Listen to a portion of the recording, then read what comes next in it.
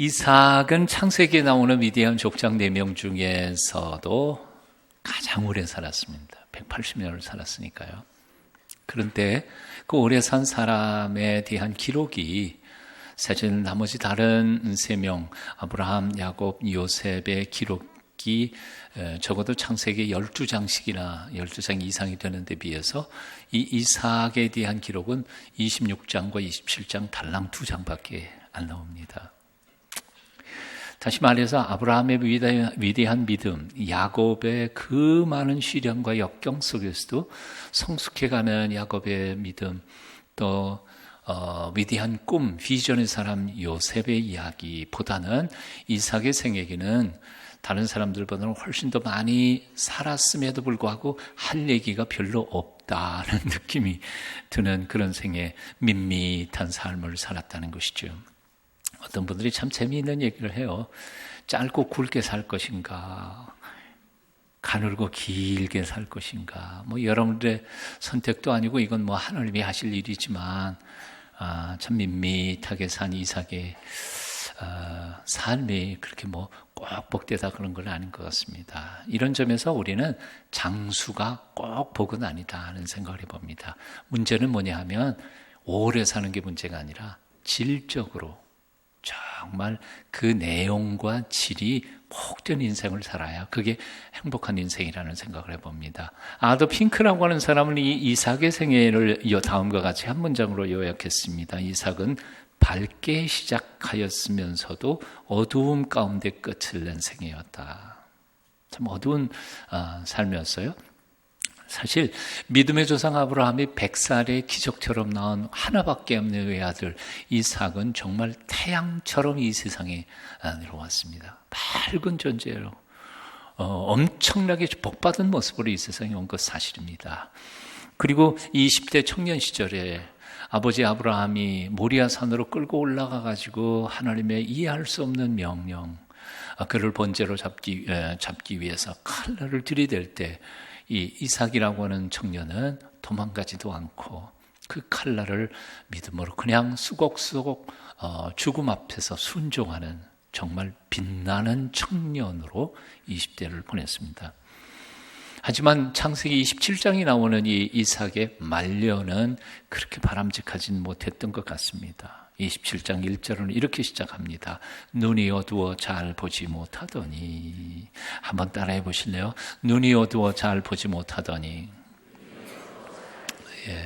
눈이 어두워져서 큰 아들도 작은 아들도 누가 누군지를 분간할 수 없을 만큼 눈이 흐려졌다는 것입니다. 그런데 이 말은 단순히 육신적인 눈만이 흐려졌다는 말이 아니라 사실은 영적 분별력, 사리 분별을 잘 하지 못하게 되었다는 뜻입니다. 이삭은 육신의 즐거움에 빠져 있었습니다. 육신의 즐거움이 참 많지만 이삭이 빠졌던 즐거움은 그 중에도 아마 미각의 즐거움이었던 것 같아요.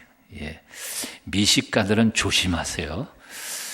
사실은 중세 때 그래서 탐식은 죄라 그렇게 말했습니다. 그래도 맛있는 건 맛있게 잘 잡수세요. 근데 이 이삭은 특별히 미식 중에서도 고기 맛에 취해버렸습니다. 창세기 25장 28절에 보면 이런 말씀이 나옵니다. 이삭은 에서의 사냥한 고기를 좋아함으로 그를 사랑하고. 잘 들으셨죠? 이삭이 에서를 사랑하는 이유가 뭐예요? 이 에서가 잡아온 고기 요리해서 주는 거 그걸 맛있었거든요. 세상에 치사한 게 아버지가 아들을 사랑하는데 그게 그 고기 맛 때문에 아들을 사랑한다는 게 이 표현이 참 그렇잖아요. 너무 치사한 거 아니에요? 참 너무나 본능적이고 자기 중심적 사랑이었다는 생각을 해봅니다. 그가 잡아온 고기 맛이 좋아서 그 아들을 좋아했다. 둘째 아들은 넌 그것도 못하잖아. 넌 창세기 27장을 보면 믿음의 대를 이어갈 지도자를 세우실 때 누구를 세울지에 대하여 기준을 세우면서 자기 식성에 맞는 음식물을 가져오는 에서를 대를 이었기로 그는 결단한 겁니다. 그 중대한 사명 앞에 가문의 미래가 걸린 것인데 그 중대한 사명 앞에서 거룩하게 축복을 해야 할 믿음의 족장이라는 사람이 너무나 속된 기준을 가지고 믿음의 대를 이어가려고 했었다는 사실입니다. 어쩌면 자기 생애의 마지막 기도일지도 모르는 기도를 하는 아버지로서는 너무도 이기적이고 추한 참 치사한 모습이 아니었던가 하는 생각이 듭니다. 그런데도요, 오늘 아까 우리 목사님이 읽어주신 히브리서 11장 20절 오늘 본문 말씀은 참 이상하게 적어갑니다. 믿음으로 이삭은 장차 있을 일에 대하여 야곱과 에서에게 축복하였으며, 믿음으로 이삭은 축복했다는 말이에요. 아무리 창세기를 읽어봐도 이삭은 믿음 있어 보이지 않아요. 그리고 축복할 때 믿음으로 축복한 것 같지 않아요. 사실은 쏘가서 축복했잖아요. 예? 자기 아내와 막내 아들 야곱에게 쏘가서 엉뚱한 애한테 축복했지 자기가 믿음으로 축복한 것 같지가 않아요. 그런데도 히브리서 기자는 뭐라 그랬냐면 믿음으로 이삭은 하고 표현하고 있다는 말입니다. 도대체 이 말이 무슨 뜻인가? 사실 히브리서 11장 20절 이 본문 말씀은 해석이 참 어려운 본문 중에 하나입니다. 까다로운 본문이에요.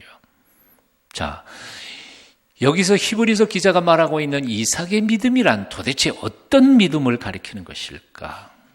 복잡한 얘기니까 결론부터 얘기해놔야 여러분들이 헷갈리지 않을 것 같아요. 예, 결론부터 얘기하면 이삭의 믿음은 하나님의 뜻 앞에 자기의 뜻을 꺾어버린 믿음이라고 말할 수 있습니다. 왜 그런지 이제 설명을 좀 드릴게요. 이삭은 죽을 때가 가까웠다고 느꼈습니다. 그러자 아버지로부터 물려받은 믿음의 대를 이어갈 가문의 지도자를 세우는 데 있어서 틀림없이 그거는 장남이 에서여야만 한다고 생각했습니다. 그래서 그에게 시킨 그래서 그가 가져온 고깃국을 만나게 먹고는 마음껏 그를 축복합니다. 창세기 27장에 보면 그의 축복 기도문이 나옵니다. 하나님은 하늘의 이슬과 땅의 기름짐이며 풍성한 곡식과 포도주를 내게 주시기를 원하노라. 만인이 너를 섬기고 열국이 내게 굴복하리니 내가 형제들의 주가 되고 내 어머니 아들들이 내게 굴복하며 너를 저주하는 자는 저주를 받고 너를 축복하는 자는 복을 받기를 원하노라. 사실 이 마지막 문장을 주의 깊게 읽어보면 이게 어디서 봤던 것 같은 느낌이 드실 거예요. 그게 어디서 봤습니까? 바로 창세기 12장 초반부에 하나님이 아브라함에게 주시는 축복문이에요. 다시 말하면 하나님이 아브라함에게 축복을 선언하니까 그 축복을 이삭인 아들에게 물려주었고 이삭은 또 자기 아들들에게 이 축복문을 물려주고 있는 것이에요. 대를 이어가는 하나님의 축복에 대한 대를 잇는 거죠. 자, 이렇게 기도해놓고는 이삭은 이제는 편안히 눈 감아도 좋겠다 생각하고 안심하고 쉬려고 하는 순간에 웬걸 조금 전에 자기 축복을 받고 나갔을 것이라고 생각했던 에서라고 하는 놈이 다시 들어와가지고 내게 기도해 주십시오. 축복 기도해 주십시오 하고 묻는 겁니다. 놀라서 묻죠. 창세기 27장 32절에 보니까 넌 누구냐? 내가 아까 에서에게 기도한 거 아니었던가? 넌 누구냐? 그러니까 에서가 대답합니다. 나는 아버지의 아들 곧 아버지의 맏아들 에서입니다. 그때 이삭은 기겁을 하고 놀랍니다. 그 모습이 창세기 27장 33절에 이렇게 기록됩니다. 한번 따라해 보실래요? 이삭이 심히 크게 떨며 이르되. 이삭이 심히 놀랐어요. 보통 그냥 깜짝 놀란 게 아니야. 엄청 놀랐어요. 그리고 떠는데 어떻게 떨어요? 크게 떨어요. 이렇게 살살 떠는 게 아니라 크게 떨어요. 학질 걸린 사람처럼 옆에 있는 사람이 다 볼 만큼 와들와들 떠는 거예요. 왜 그랬을까? 그 이유에 대한 가장 일반적인 해석은 아마도 자기 믿었던 아내와 막내에게 속았다는, 사기당했다는 배신감 때문일 것이다. 이게 첫 번째 해석이에요. 그런데 이런 가장 일반적이고 흔한 해석, 이 해석을 보통의 거의 대부분의 성서신학자들은 거부를 합니다. 아니다. 그렇게 간단한 게 아니다. 그건 뭐라는 걸까? 왜 그게 그렇지 않다는 것을 얘기하느냐 하면 그 근거는 요 떨며 하는 이 떨었다는 말 이후에 어느 구절에도 이삭은 자기를 배신한 아내에게 대하여 혹은 야곱에 대하여 막내 아들에게 대하여 징계를 했거나 섭섭하다고 말했거나 하는 구절이 한 문장도 안 나와요. 배신감에 대한 배신감이 굉장히 대단했을 텐데도 그것에 대한 언급이 한마디도 안 나와요. 오히려 야곱은 그 이후에 행동이 확 달라져 있음을 발견하게 됩니다. 확 달라져요. 생각을 확 바꾼 거예요. 왜 이렇게 되었을까 하는 거예요. 그 이유는 이렇게 말할 수 있습니다. 뭐 제가 얘기하는 게 아니라 성서 신학자들이 해석을 조금 읽어드릴게요. 그동안 이삭은 하나님의 뜻을 거슬려서 제고집대로 에서에게 대를 이어가려고 몸부림쳐 봤는데 해봐도 하나님은 결국은 당신의 뜻을 이루고야 마신다는 사실을 절실하게 깨달았다는 것이죠. 그리고 그 순간에 하나님이 하늘 꼭대기에 계신 분이 아니라 지금 우리 가족사 한복판에 구체적으로 오셔서 개입하시고 역사하시는 하나님의 존재, 하나님의 임재를 느끼게 되었다는 겁니다. 이것은 마치 갈릴리 바다에서 밤새도록 고기를 잡았지만 한 마리도 잡지 못했던 베드로가 아침에 말씀 한마디로 그 그물, 밤새도록 던졌는데도 한 마리도 잡지 못했던 그 그물속이 찢어질 만큼 엄청나게 많은 고기를 잡고 난 후에 베드로가 취한 행동하고 마찬가지죠. 똑같다는 거예요. 베드로가 어떻게 행동했습니까? 고맙습니다. 감사합니다. 그런 거 안 했어요. 누가 보면 5장에 보면 주여 나를 떠나서서 나는 죄인입니다. 왜요? 그분 속에 하나님의 임재를 느꼈기 때문입니다. 이건 사람이 하는 게 아니에요. 지혜로 하는 것도 아니에요. 실력으로 물고기 잡는 것도 아니에요. 이렇게 한 것은 틀림없이 전능하신 하나님의 여호와 그분의 임재인 것이죠. 똑같은 겁니다. 사실 믿음의 대를 이을 자가 누구냐 하는 문제는 이미 창세기 25장 23절에 밝혀졌었던 것입니다. 모르는 게 아닙니다. 여호와께서 그에게 이르시되 두 국민이 네 태중에 있구나. 두 민족이 네 복중에서부터 나누이리라. 이 족속이 저 족속보다 강하겠고 큰 자가 어린 자를 섬기리라. 따라해 보십시오. 큰 자가 어린 자를 섬기리라. 태어나기도 전에 하나님은 벌써 계시해 놓으셨어요. 하나님의 원리예요. 하나님의 방법이에요. 하나님의 섭리였어요. 하나님의 경륜은 야곱이 믿음의 대를 이어가는 것이었어요.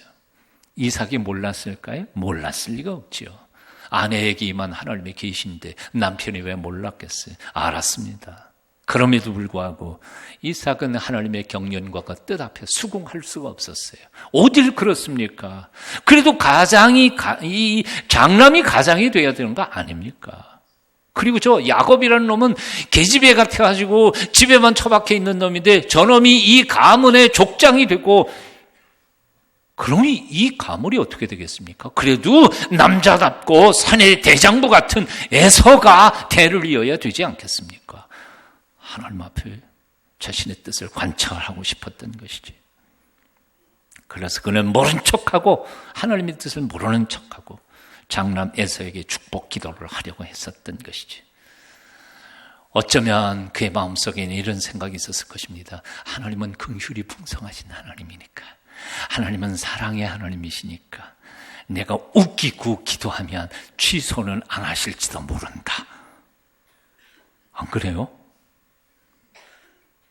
아닌 것처럼 이런 폼 잡고 있는데 사실은 이 억지같이 들리지만 사실은 우리는 항상 그렇게 억지로 살지 않아요. 하나님의 뜻을 몰라서 하나님의 뜻을 어기십니까?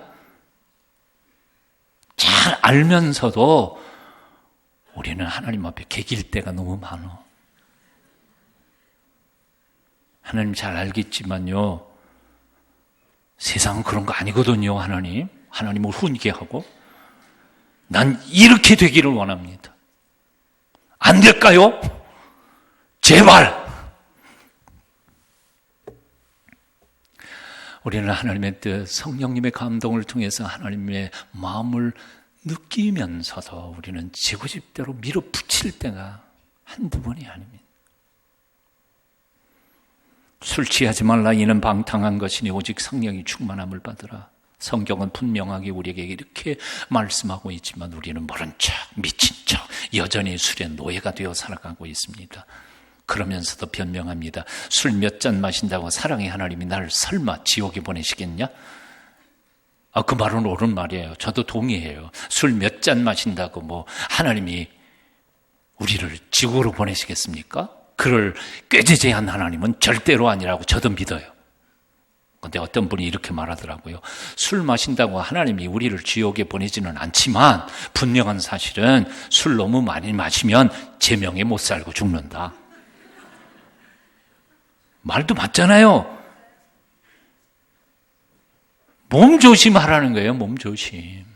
하나님이 주신 이 몸을 그렇게 함부로 굴리고 자기 욕망대로 살다가는 눈도 흐려지고 일찍 간다는 말이에요. 하나님이 주신 것에 대해서 잘 관리할 책임은 내게 있다는 거예요. 성경은 분명히 기도하라고 말씀하시는데에도 불구하고 우리는 적당히 핑계대면서 기도하지 않습니다. 성경은 사랑하라 하지만 우리는 옆에 있는 형제와 자매들을 사랑하기는커녕 미워하면서 왕따시키고 이간질시키고 싸울 때가 얼마나 많습니까? 이게 교회 안에도 그런 일들이 얼마나 많아요. 우리는 정말 하나님을 믿는 것일까? 우리는 하나님의 명령을 따라 살려고 순종하려고 애쓰고 있는 것일까? 우리는 의심될 때가 참 많아요. 정직하게 하나님 앞에, 말씀 앞에 돌아봐야 돼요. 성경은 과부와 고아를 불쌍히 여기고 가난한 자를 도와주라고 명령하시지만 우리는 나 먹기도 바쁜 세상인데 언제 무슨 힘이 있어서 그들을 돕느냐고 핑계댑니다. 그러면서 하나님은 사랑이시니, 하나님은 은혜이시니 이런 것쯤은 봐주실 것이 아닐까. 그리고 개긴다고 말이에요. 이삭의 모습이 아니에요. 성경을 깊이 묵상하다가 보면 이삭의 이 버티기 작전은 하나님께는 통하지 않았어요. 자기가 좋아하는 장남 에서라고 생각하고 마음껏 축복했던 그 아들이 실상은 자기가 원하지 않았던 막내인 야곱인 것을 발견하고 난 후에 와들와들 떨면서 결국 내가 아무리 몸부림치고 내가 아무리 노력해도 하나님은 당신의 뜻을 이루어 가고 계시는구나 하는 것을 절실히 깨달을 수밖에 없었던 거지. 그러니까 지금은 나를 속인 아내와 막내에게 대하여 원망할 겨를이 없어요. 만일 아내와 막내가 그렇게 잔꾀를 부리지 않았어도 하나님은 어떤 방법으로든지 당신의 뜻을 이루실 것이라는 깨달음이 온 거예요. 얘기해봐야 무슨 소용이 있어요. 그런 건 문제도 아니에요. 그냥 하나님의 뜻을 잘 알면서도 그 뜻을 한번 부대껴서 내 뜻을 고집을 관철해 보고자 했던 것이 실패한 순간 하나님, 당신은 정말 하나님이십니다. 나는 당신의 피조물일 수밖에 없습니다 하는 고백인 거죠. 장남 에서가 동생에게 복을 뺏겼다고 생각하고 달려와서 아버지한테 울부짖습니다. 내 아버지요, 아버지가 빌 복이 이 하나뿐입니까? 내 아버지여 내게 축복하소서, 내게도 그리하소서. 통곡하며 울부짖을 때에도 이삭은 할 말이 없었습니다. 그래서 속절없이 그는 이렇게 말했죠. 내 아들아, 내가 네게 무엇을 할 수 있으랴? 내가 할 수 있는 일이 아무것도 없다. 물론 하나님이 아버지에게 아들을 축복할 수 있는 권세의 축복권을 주시긴 했어도 정말 그 복을 주시는 분은 하나님이실 분인데 내가 뭘 어떻게 너에게 해주겠냐. 하나님의 주권을 인정하는 행위입니다. 조금 늦기는 했지만 이삭은 하나님의 뜻 앞에 자신의 뜻을 고집을 꺾어버린 것입니다. 이제 하나님 당신의 뜻이 이루어지기를 겸허하게 받아들이고 있는 중이었습니다. 그래서 창세기 27장 후반과 28장 전반부를 주의 깊게 읽어보면 바로 이런 이삭의 변화된 순종의 모습을 우리는 발견하게 됩니다. 자신의 뜻, 자신의 고집을 꺾어버리고 하나님의 섭리 앞에 순종하는 마음으로 막내 야곱을 할 수 없어서가 아니라 기꺼이 마음껏 축복하는 이삭의 모습이 발견됩니다. 이런 이삭의 모습 속에서 우리는 신약 성경 겟세마네 동산에서 기도하시던 우리 주님의 모습을 발견할 수 있습니다. 할 수만 있거든 이 잔을 내게서 옮기시옵소서. 하지만 내 뜻대로 마옵시고 아버지의 원대로 하옵소서. 여러분, 믿음이라는 게 뭡니까? 믿음은 바로 내 뜻을 꺾어버리고 하나님의 뜻을 겸손히 받아들이는 것입니다. 우리는 때로는요, 저도 그래요, 목사인데도 그래요, 하나님 앞에 대들 때가 있어요. 하나님 아니잖아요, 이거. 고집 부리고 싶을 때가 있어요. 대들어요, 밀어붙여요. 하나님 사랑 아니십니까? 이런 정도는 좀 봐줘도 안 되는 겁니까? 밀어붙일 때가 있어요. 그런데도 불구하고 어느 순간인가는 이게 하나님의 뜻이구나 하고 깨달아지는 순간에는 피를 토하는 심정으로 내 뜻을 꺾어버리고 하나님의 뜻만이 내 속에 이루어지기를 기도하는 것, 그런 선택, 결단, 이것이 바로 믿음이라는 것이지요. 요즘에 잘 불려지는 조금은 낯선 복음성가가 있는데요, 가사가 너무 좋아서 제가 한번 소개해 드리려고 그래요. 내가 1절, 내가 교만으로 고개 들 때에 사랑의 매질로 내 무릎 꿇게 하시고 내가 유혹의 무릎을 꿇을 땐 내 몸을 일으켜 당신을 찾게 하소서. 후렴, 아버지 나를 당신께 맡기나이다. 내 뜻대로 마시고 당신 뜻대로 하소서. 2절, 내가 바라는 내가 되기보다는 당신이 바라는 내가 되게 하시고 내 안에 있는 나는 점점 작아져 가고 내 안에 당신은 더욱 커지게 하소서. 아버지 나를 당신께 맡기나이다. 내 뜻대로 마시고 당신 뜻대로 하소서. 3절, 내가 원하는 걸 얻는 것은 세상이 주는 거짓 기쁨이기에 당신 말씀대로 살아가면서 하늘이 주는 참 기쁨 얻게 하소서. 아버지 나를 당신께 맡기나이다. 내 뜻대로 마시고 당신 뜻대로 하소서. 결국 우리 인생길을 이끄시는 분은 하나님이 아니셨던가요? 앞으로도 그렇지 않던가요? 결국 내가 아무리 버티고 고집을 하고 미친 척하고 밀어붙여도 결국은 하나님의 뜻이 내 인생 속에 나타날 것이 아니던가요? 그리고 가장 중요한 것, 내 고집대로 하는 것보다는 하나님의 뜻대로 이루어지는 것이 훨씬 더 복되고 풍성한 열매를 거둘 것이라는 사실을 우리는 믿지 않던가요? 믿으시지요? 그렇다면 너무 고집 쓰지 마십시오. 저도 많이 하나님하고 대들고 밀어붙이고 이삭처럼 해본 적 있지만 기다리십시다. 하나님의 뜻이 내 속에 온전히 이루어지기를 기다리며 차마 기도할 때 하나님이 영광 받으시는 일 이루어지실 줄로 믿습니다. 하나님은 실력 있는 토기장이시고 우리는 그 손에 맡겨진 작은 진흙덩어리일 뿐입니다. 그분의 손에 우리 몸을 맡겨드리고 쉬십시오. 너무 들리지 마십시오. 결국은 가장 아름다운 그릇으로 하나님은 만들어내시고 그 아름다운 그릇된 기쁨을 우리로 하여금 맛보게 해 주실 줄로 믿습니다. 이사야 선지자는 이렇게 말합니다. 너는 두려워하지 말라. 내가 너를 구속하였고 내가 너를 지명하여 불렀나니 너는 내 것이라. 내가 물 가운데로 지날 때에 내가 너와 함께 할 것이라. 강을 건널 때에 물이 너를 침몰치 못할 것이며 내가 불 가운데로 지날 때에도 타지도 아니할 것이요 불꽃이 너를 사르지도 못하리라. 이어분 고백합니다.